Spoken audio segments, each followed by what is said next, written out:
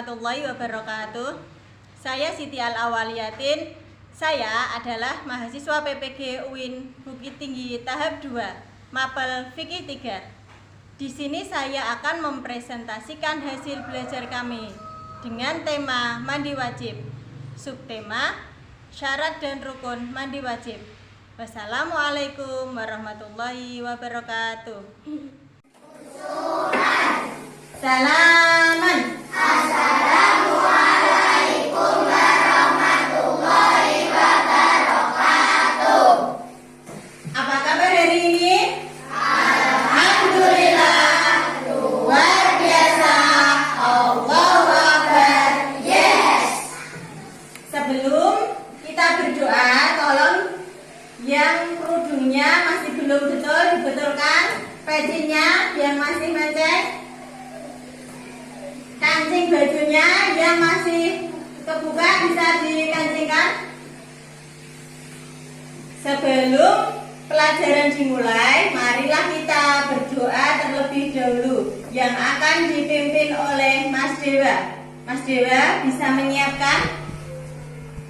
Siap, doa mulai. A'udzu billahi minasy syaithanir rajim. Bismillahirrahmanirrahim. Rabbi zidni ilma warzuqni fahma. Amin ya rabbal alamin. Untuk menanamkan jiwa nasionalisme kita terhadap negara Indonesia, marilah kita menyanyikan lagu Indonesia Raya. Anak-anak dimohon untuk berdiri.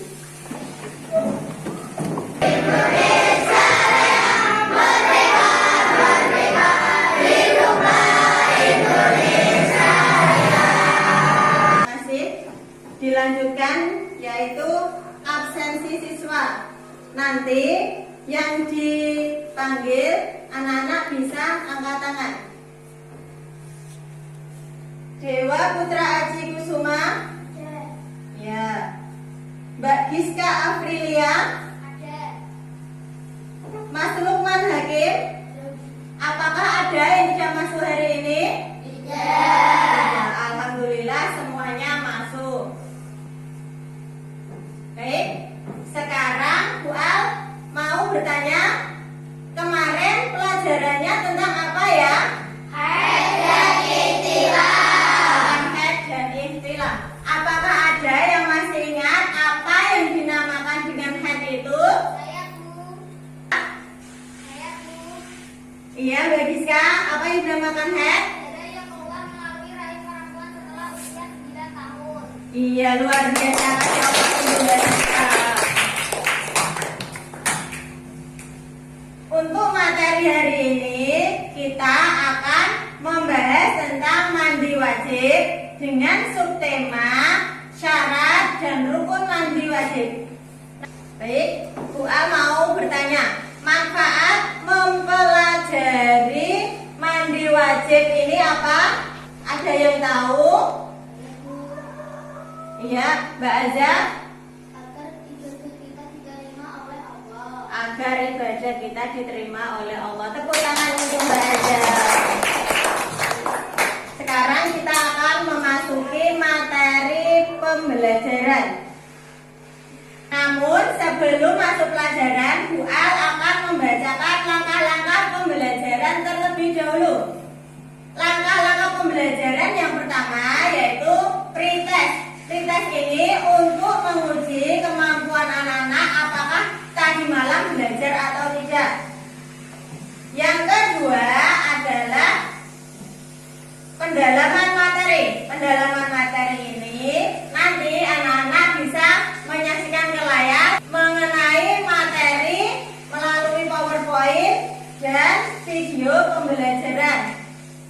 Kemudian setelah itu anak-anak diajak untuk berdiskusi. Itu anak-anak dibagi menjadi beberapa kelompok. Kemudian anak-anak diajak untuk berdiskusi. Setelah berdiskusi nanti ada ada perwakilan dari kelompok maju ke depan untuk mempresentasikan hasil diskusinya. Setelah itu anak-anak bisa menanyakan apa yang belum dimengerti tentang materi mandi wajib, tentang syarat dan rukunnya. Yang terakhir nanti evaluasi. Bisa dimengerti? Bisa. Sekarang kita akan memasuki materi pembelajaran. Anak-anak coba dibaca bersama-sama tentang tujuan pembelajaran hari ini. 1.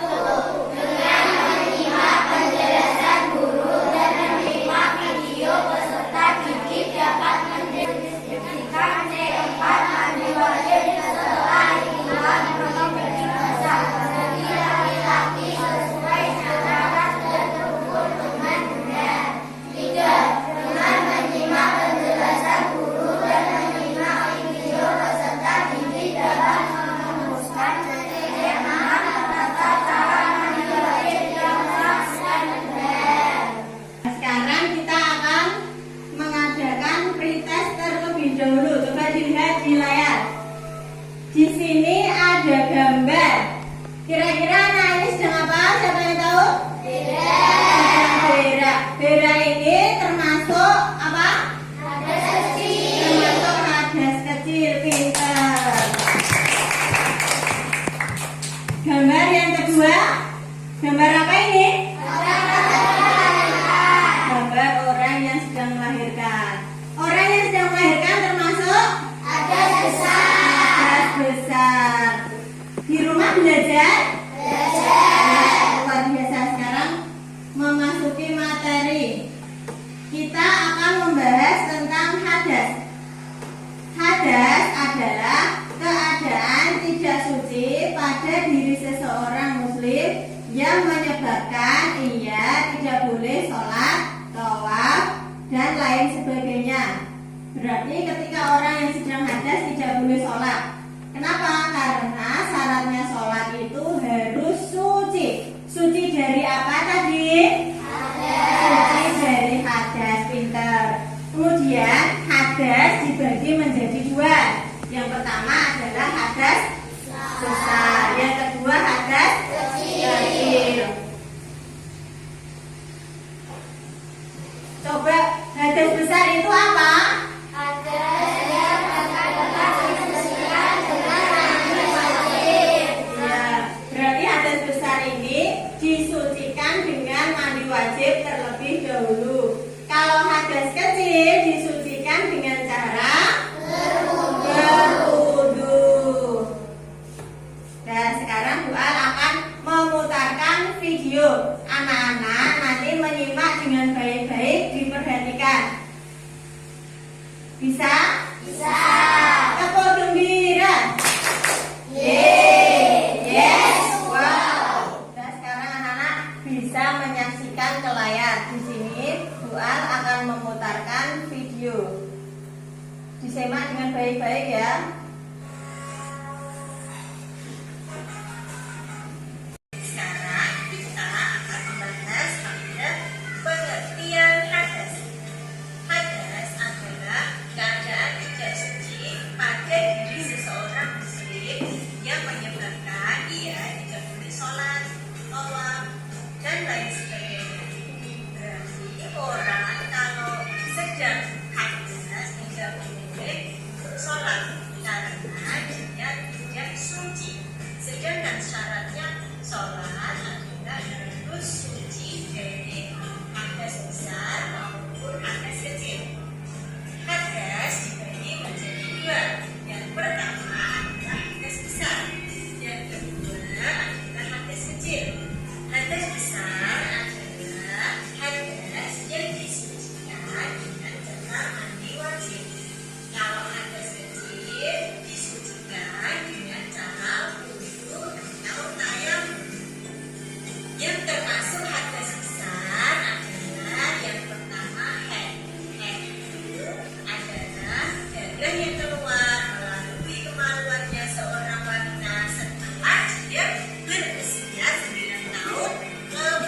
Dari tampilan PowerPoint dan video pembelajaran tadi, apakah ada yang ditanyakan? Ya, Mas Lukman, silahkan.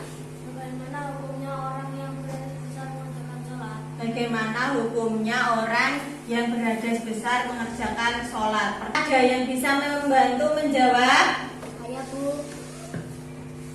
Iya, Mas Hafi, silahkan dibantu Mas Lukman. Tidak boleh karena syarat sholat harus suci dari hadas. Iya, pintar.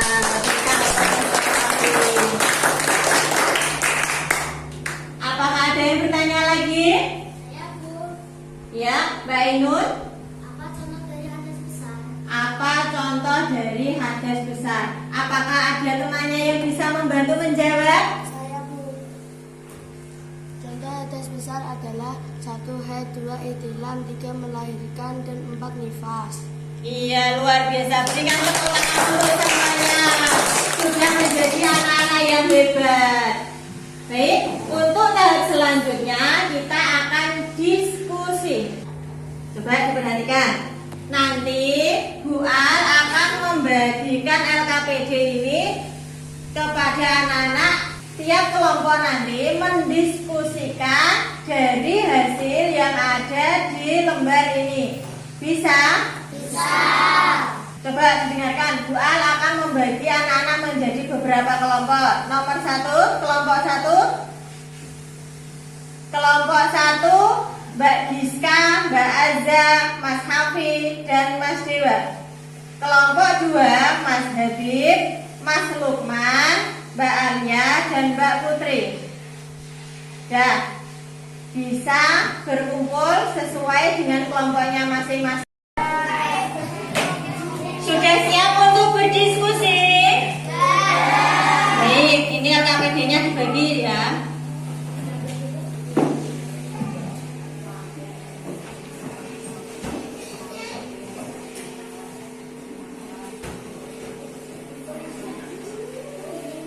Dan LKPD-nya dikerjakan, didiskusikan dengan kelompoknya masing-masing. Siap? Ya. Mana semangatmu? Ini semangatku. Mana?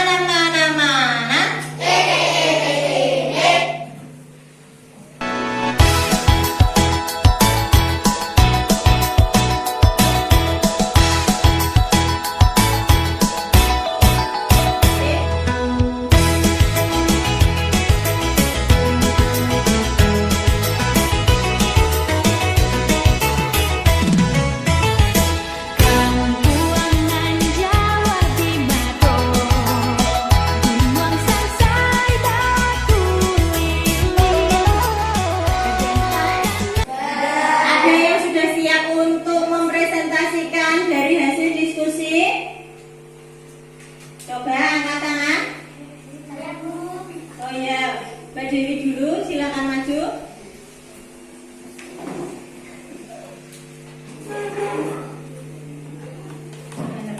Dari hasil presentasi kami membahas rukun mandi wajib. 1, niat. 2, menandakan air ke seluruh tubuh. Iya, tepuk tangan untuk kelompoknya Mbak Dewi. Dan silakan kembali duduk. Untuk kelompoknya Mas Dika bisa maju ke depan untuk mempresentasikan.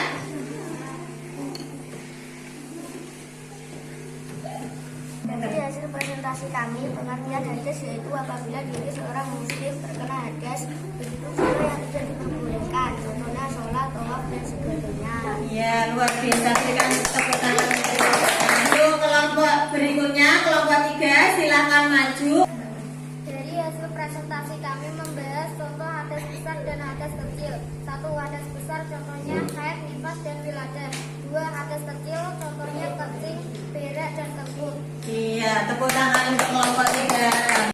Tahap berikutnya kita akan mengadakan evaluasi.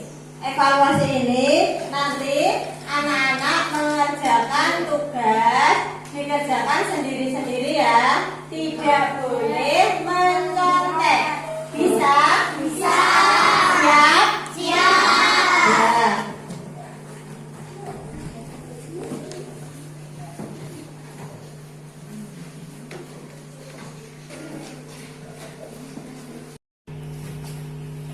dikerjakan sendiri-sendiri.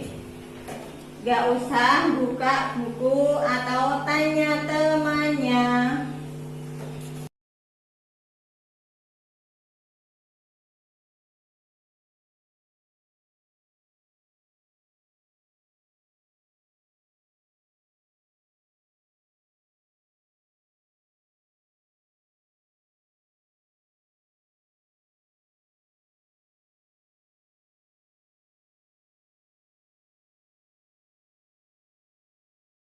Baik, yang sudah bisa dikumpulkan.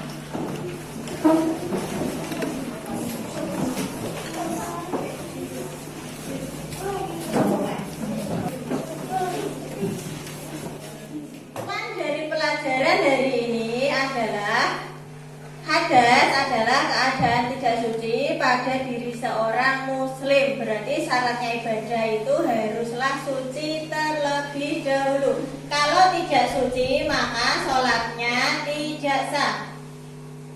Syaratnya sholat, sebelum sholat itu berarti harus bersuci dari hadas apa? Hadas kecil dan hadas besar. Hadas kecil dan hadas besar. Kemudian yang kedua, hadas dibagi menjadi dua. Hadas apa saja? Hadas besar dan hadas kecil. Hadas besar dan hadas kecil. Seumpama ada orang yang sedang hadas besar, dia tidak boleh mengerjakan sholat juga. Kenapa? Karena dia sedang hadas. Kalau mengerjakan berarti malah berdosa. Yang ketiga, rukun mandi wajib, yaitu niat dan meratakan air ke seluruh tubuh. Ketika kita mandi wajib, berarti air harus mengenai semua anggota tubuh kita. Tidak boleh ada anggota tubuh yang kering. Kalau ada yang masih kering, berarti mandi wajibnya tidak sah. Baik, bagaimana anak-anak tentang pelajaran hari ini? Luar biasa. Untuk selanjutnya minggu depan kita masih belajar tentang mandi wajib dengan subtema sunnah dan hikmah mandi wajib. Di rumah jangan lupa untuk belajar. Sekian pelajaran hari ini. Marilah kita tutup dengan bacaan hamdalah.